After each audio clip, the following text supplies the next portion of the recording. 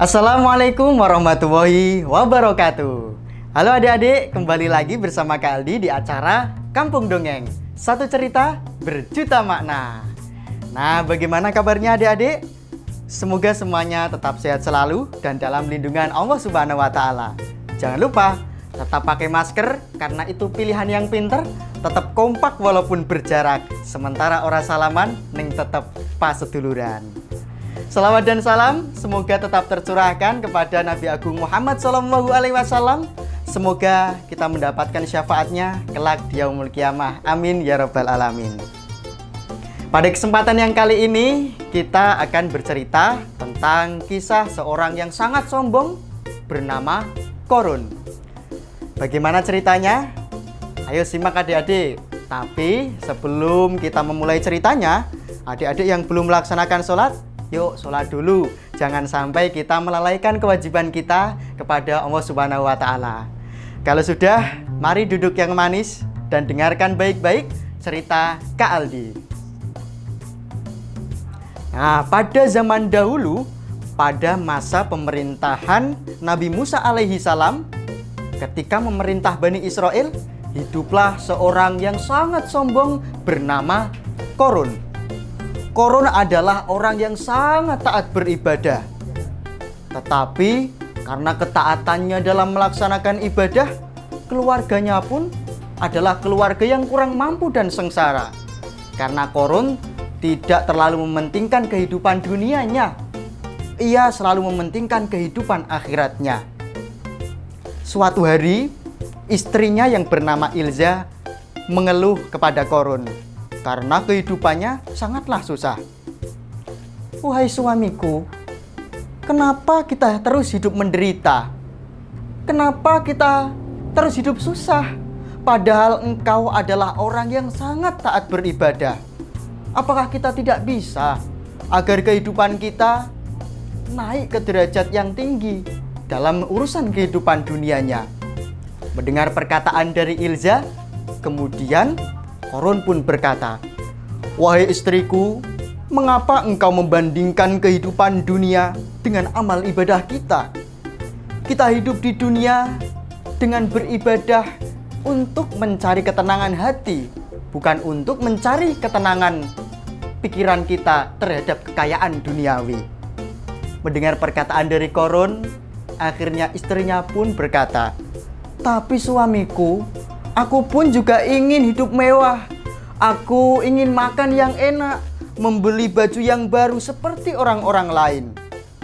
Mendengar kata dari istrinya itu, Korun pun kemudian menjawab, "Maafkan aku istriku, aku pun tidak tahu kalau ternyata kamu sangatlah susah hidupnya dengan hidup denganku." Nah, suatu hari ada dua orang utusan Raja Golan. Dua orang utusan itu menemui Korun untuk memberikan hadiah yang akan diberikan kepada Korun dari Raja Golan. "Wahai Korun, aku diperintah oleh Raja Golan untuk memberikanmu hadiah berupa emas dan banyak dinar ini kepadamu." Kemudian Korun pun menjawab, "Tapi aku tidak mengenal Raja Golan.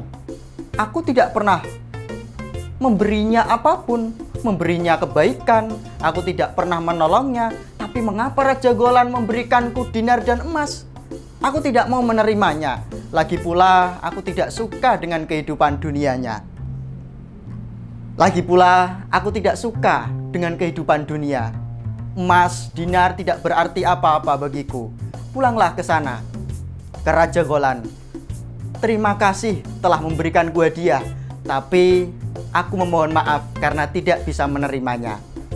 Mendengar perkataan dari Korun, kemudian dua orang tersebut, utusan Raja Golan, tidak langsung pulang ke kerajaannya, tapi dia terus membujuk Korun untuk menerima hadiah tersebut. Nah, setelah ditolak terus-menerus, kemudian dua orang utusan Raja Golan itu akhirnya punya ide. Bagaimana kalau kita datang ketika Korun sedang tidak di rumah? Kita bujuk saja istrinya agar mau menerima hadiah dari Raja Golan. Dengan ide tersebut, kemudian dua orang itu menuju ke rumah Korun ketika Korun sedang tidak di rumah dan bertemu dengan istrinya Ilza. "Nyonya, tolonglah, terimalah hadiah dari Raja Golan ini. Kan lumayan, kamu bisa beli apapun di luar sana. Kamu bisa hidup enak dan makan enak setiap harinya. Tidak ada salahnya. Kami juga selain memberi Korun juga menghargai ulama-ulama lain karena jasanya dalam mengajari para umat. Terimalah." Kemudian mendengar perkataan dari dua orang utusan itu, istrinya yang bernama Ilza kemudian berpikir, benar juga ya apa yang dikatakan oleh dua utusan itu. Kalau aku menerima uang itu, aku bisa hidup mewah, aku bisa hidup enak. Bukankah aku juga menginginkan hal itu? Nah, kemudian istrinya Korun yang bernama Ilza itu menyetujui apa yang diberikan hadiah dari Raja Golan itu. Tapi aku sangatlah takut kepada suamiku Korun. Kalau dia nanti marah setelah pulang beribadah karena aku menerima hadiah darimu. Kemudian dua orang itu pun berkata, "Kamu tidak usah memberitahu Korun dulu. Sekarang kamu terima dulu hadiahnya.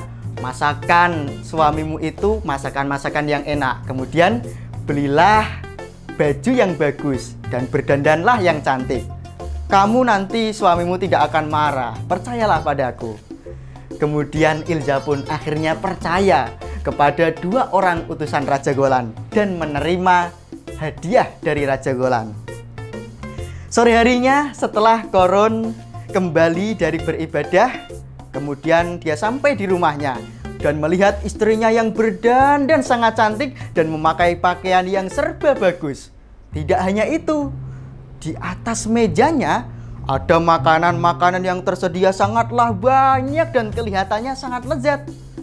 Korun pun berkata dan bertanya pada istrinya, "Istriku, dari manakah asal makanan ini? Dan dari manakah baju-baju yang engkau kenakan itu? Kamu dapat uang dari mana, istriku?" Mendengar pertanyaan dari Korun, kemudian Ilza pun menjawab kepada Korun, "Kamu janganlah bertanya banyak-banyak, suamiku. Yang penting kamu makan dulu yang banyak. Nikmati apa yang telah kusediakan. Nanti akan kuceritakan dari mana asal barang-barang mewah ini dan makanan yang telah kumasak ini." Karena Korun sangatlah lapar setelah seharian beribadah kepada Allah, Korun pun lalu langsung memakan dengan lahap masakan-masakan yang dihidangkan oleh istrinya. Setelah itu, istrinya pun menceritakan asal muasal dari uang yang dipakainya untuk membeli makanan-makanan dan pakaiannya itu. Alangkah terkejutnya Korun dan dia sangat marah kepada istrinya. "Apa? Kamu menerima hadiah-hadiah dari Raja Golan itu? Bukankah aku telah melarangmu untuk menerimanya?" Mendengar suaminya marah, Ilza pun kemudian membujuknya dan merayu Korun. "Tidak apa, suamiku. Tidak ada salahnya kita hidup mewah, kita banyak uang.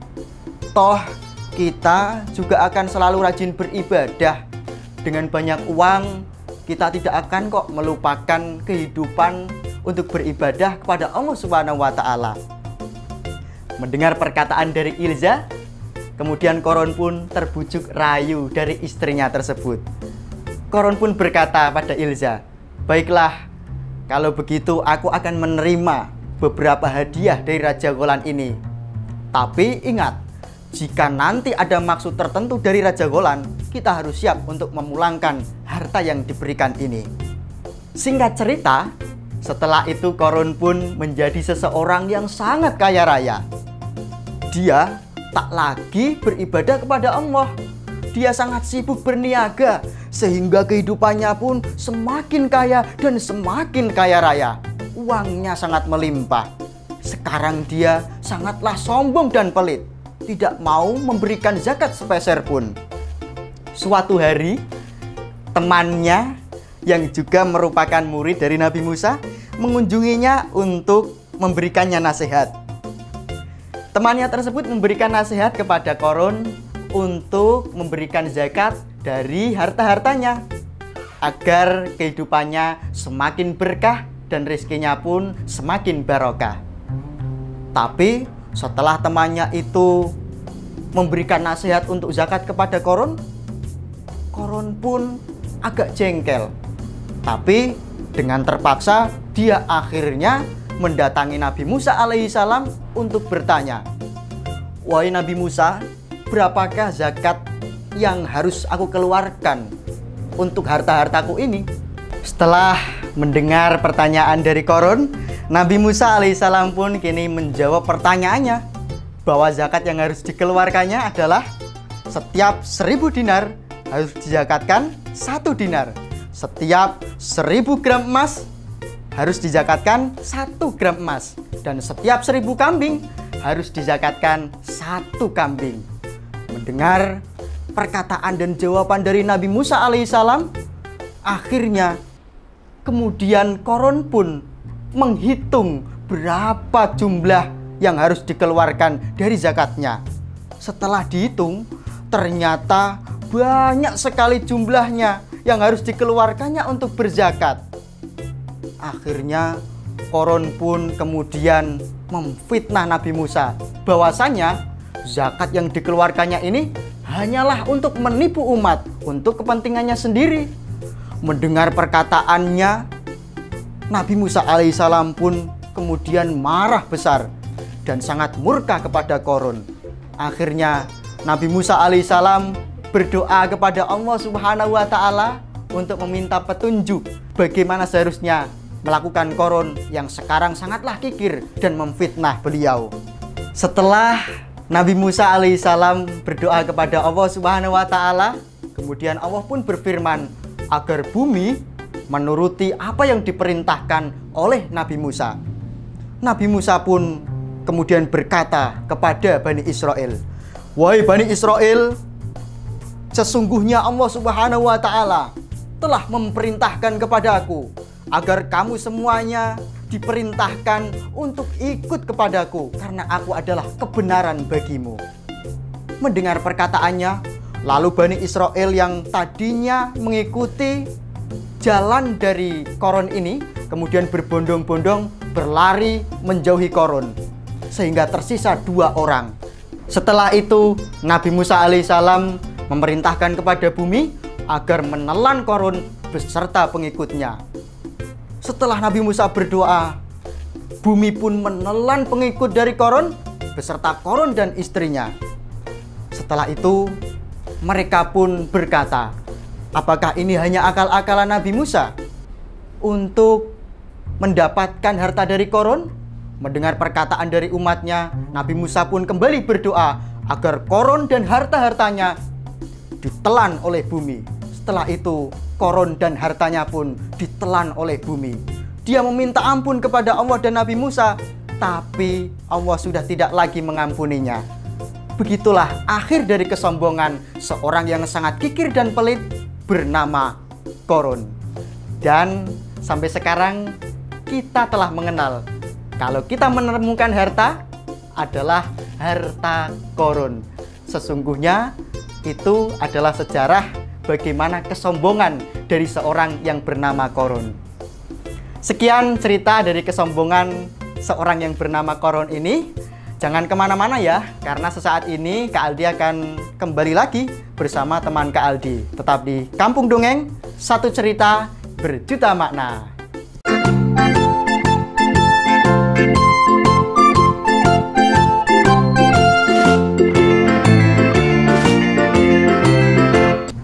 Halo teman-teman, kembali lagi masih bersama Kak Aldi. Sekarang Kak Aldi sudah ditemani oleh satu teman Kak Aldi. Siapa namanya ya?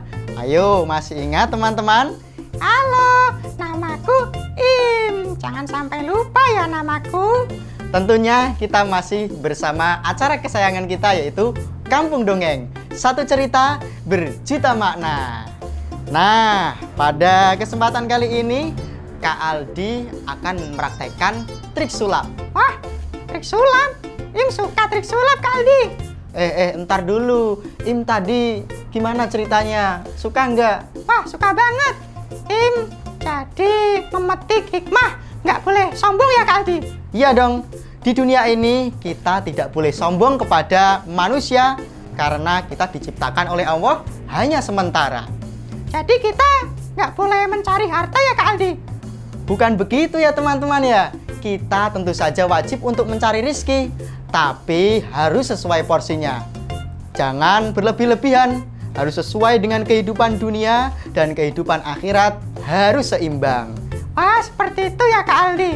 Jadi harus seimbang hidup di dunia ini dan di akhirat. Iya, karena Allah menciptakan manusia hanya untuk beribadah kepadanya.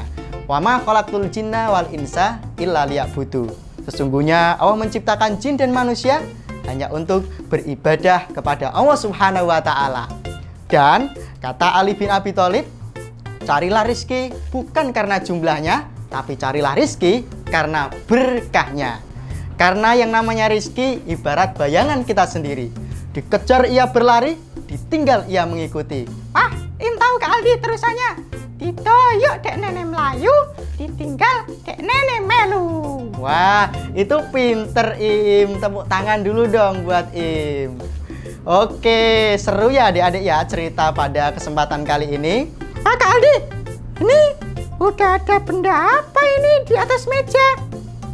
Ini yang tadi Kak Aldi maksud akan melakukan trik sulap. Trik sulap apa? Im mau lihat dong, udah penasaran nih. Nah, Im sudah penasaran, begitu pula dengan adik-adik di rumah. Maka dari itu Im nonton dulu ya dari pinggir. Kak Aldi mau mempraktekkan trik sulap sederhana ini kepada adik-adik di rumah. Baik Kak Aldi, Im mau minggir dulu ya. Dadah teman-teman. Nah, kali ini Kak Aldi sudah berhadapan dengan alat-alat yang bisa digunakan untuk trik sulap sederhana. Bagaimana sulapnya? Ini adalah sulap, kita menyebutnya dengan telekinesis atau memindahkan barang. Nah, bagaimana ya bisa membuat sedotan ini bergeser atau bergerak? Caranya adalah kita siapkan dulu bahan-bahannya. Tapi sebelum itu kita baca basmalah terlebih dahulu ya. Bismillahirrohmanirrohim. Semoga sulap kita kali ini berhasil ya teman-teman.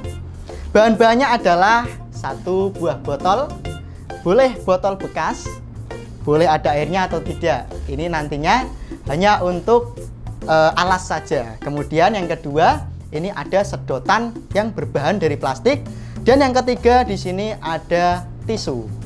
Tisunya boleh yang bekas, tapi jangan yang jelek-jelek ya, nanti malah kotor. Begitu pula dengan sedotannya, juga boleh yang bekas, tapi dicuci dulu ya, biar bersih.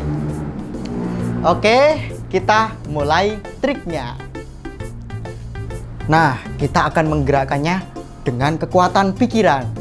Kita pandang ya, setelah itu kita akan menggerakkannya seperti ini. Nah, kita tarik dengan kekuatan pikiran ya. Gimana? Bagus kan adik-adik? Bisa juga kita tarik mundur seperti ini. Nah, mau tahu gimana caranya? Jangan kemana-mana ya, karena setelah ini Kak Aldi akan membongkar triknya. Nah, kita akan membongkar triknya. Pertama-tama, kita harus menyiapkan tisu ini. Yang tadi sudah Kak Aldi sampaikan ya. Caranya adalah kita gosok-gosokkan tisu ini ke sedotannya. Seperti ini ya. Kita gosokkan hingga sedotan ini terasa panas ketika disentuh oleh tangan. Kalau sudah lama kita menggosok, lalu kita taruh. Nah, kalau sudah digosok seperti ini, lalu bisa kita gerakkan menggunakan kekuatan pikiran. Caranya tinggal kita dekatkan saja tangan kita seperti ini. Nah, pasti teman-teman adik-adik di rumah mereka pada penasaran dan menganggap adik-adik sakti. Padahal ini semua ada penjelasannya dalam sains. Bagaimana ya penjelasannya? Jadi, dalam sedotan ini terdapat muatan negatif dan dalam tisu ini terdapat muatan positif. Ketika muatan positif ini digesekkan ke sedotan yang bermuatan negatif, maka muatan negatif dari sedotan ini akan pindah ke dalam tisu yang saya bawa ini. Jadi ketika sudah digosokkan, sedotan ini bisa kita tarik menggunakan tangan kita karena telah mengandung yang namanya listrik statis. Listrik statis adalah daya listrik tetap yang menempel pada permukaan benda atau dalam sebuah benda. Nah, sudah tahu kan sekarang bagaimana rahasianya menggerakkan benda menggunakan kekuatan pikiran? Seru ya, kita bisa belajar sulap kali ini. Jangan kemana-mana ya, pada episode selanjutnya tentu saja kita akan membuat sesuatu yang lebih kreatif lagi dan lebih menarik lagi. Tetap saksikan kami di Kampung Dongeng, satu cerita berjuta makna. Assalamualaikum warahmatullahi wabarakatuh.